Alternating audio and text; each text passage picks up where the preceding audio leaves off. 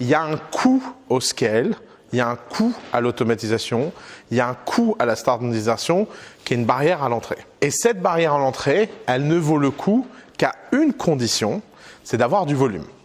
Si vous n'avez pas de volume, si vous n'avez pas de clients, rentrez chez vous, allez chercher des clients.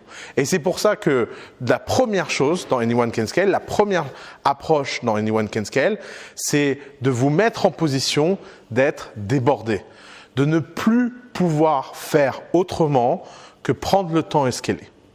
La deuxième chose, c'est que la contrainte crée la force. Je vais vous donner un exemple. Au début de The Family, je recevais 50 à 100 emails par jour. Combien je passais de temps à faire mes emails ? 4 heures, 5 heures, tous les jours. Puis j'ai commencé à recevoir de plus en plus d'emails. 300 emails par jour, 400 emails par jour, 500 emails par jour, 600 emails par jour.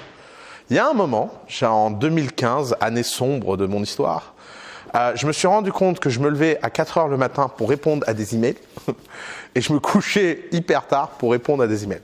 Et quand les gens me disaient « Alors, tu fais quoi au quotidien ?» J'avais honte de dire « En fait, les gars, je réponds à des emails. » Et en plus, les emails, c'est quelque chose de terrible parce que c'est quelque chose que le monde extérieur vous impose.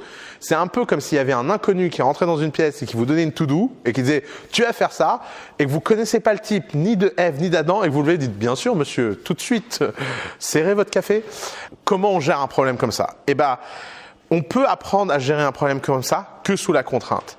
C'est parce que j'avais 600 emails par jour que j'ai commencé à scaler mon approche de l'email. J'ai commencé à standardiser mes réponses, j'ai commencé à écrire des templates, j'ai commencé à déléguer, j'ai commencé à forwarder. Et en fait, je me suis fixé comme règle de ne jamais passer plus de 2 heures par jour à répondre à mes emails. Au début, dans les 2 heures, je faisais peut-être 50 emails, puis 100 emails. Et tous les emails auxquels je répondais pas, je les effaçais. Tant pis, fallait passer à côté. Et ça, c'est important. C'est que quand on scale, on doit apprendre à gérer le chaos. Vous allez décevoir des gens en essayant de scaler. Vous allez casser des choses en essayant de scaler. Vous allez rater des opportunités en essayant de scaler. Vous allez avoir des clients qui vont être déçus que vous n'êtes pas un artisan orfèvre qui prend soin d'eux pièce par pièce. Mais c'est pas grave.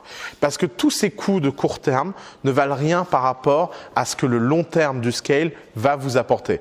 À savoir un business qui est beaucoup plus gros que ce que vous imaginez être capable de créer, beaucoup plus important, beaucoup plus rentable, beaucoup plus enthousiasmant.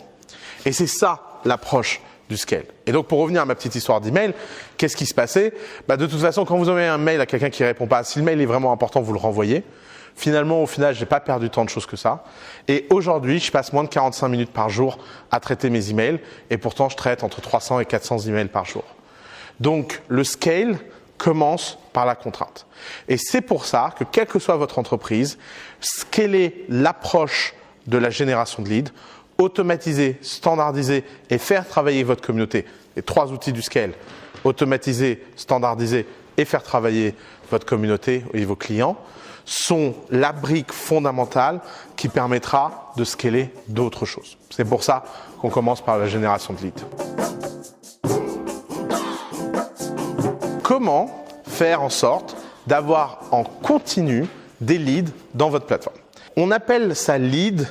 C'est parce que derrière, on essaie de faire une abstraction de tout ce que peut être un client. Mais un lead, c'est un client, que vous soyez en B2B, en B2C, en B2B2C, en B2T, en C2C, peu importe, quelle que soit votre forme, à quel point vous vous sentez original, à la fin de la journée, vous offrez une value proposition à un agent économique. Cet agent économique, s'il trouve de la valeur, il la prend et il vous donne une partie de cette valeur en échange. 100% des business dans le monde, alors 104% des business dans le monde sont comme ça. Évidemment que le sujet, là, à notre stade, c'est de se dire comment créer une routine du lead. Alors, vous allez voir, dans Anyone Can Scale, on parle beaucoup de routines. Les routines sont la base pour permettre de scaler des choses. Routine, ça signifie quoi ? Ça signifie refaire les choses à nouveau et à nouveau et à nouveau. Alors, il y a un film que j'adore, que je cite tout le temps, que je radote, mais ce serait pas mal de le re-regarder maintenant. C'est Jiro Dream of Sushi. Dans Jiro Dream of Sushi, vous avez un maître sushi qui vous explique que pour faire du bon riz, c'est simple. Il suffit de refaire du riz tous les jours pendant 8 ans et qu'au bout d'un moment, le riz est mangeable. J'adore cette phrase parce qu'il le dit avec une sorte de simplicité, genre, bien sûr, c'est normal.